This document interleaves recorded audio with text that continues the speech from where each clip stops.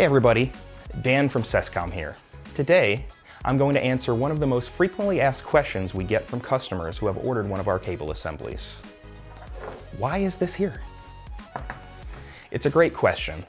We want to assure you that there is nothing missing with your assembly. These are provided so that you have the option to label your cables in a clean and professional looking way.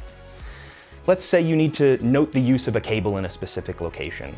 Or perhaps you need to know which end of the assembly connects to a particular piece of equipment. With these shrink tubes, you have a quick and easy way to do just that. Simply slide your label or tag underneath the shrink. Then, use a heat gun to shrink the clear shrink down over it.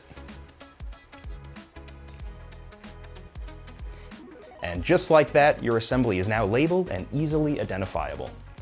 If you don't need the clear shrink for any reason and it won't be used, all you need to do is cut it off.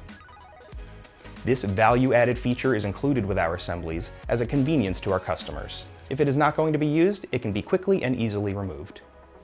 Thanks for watching.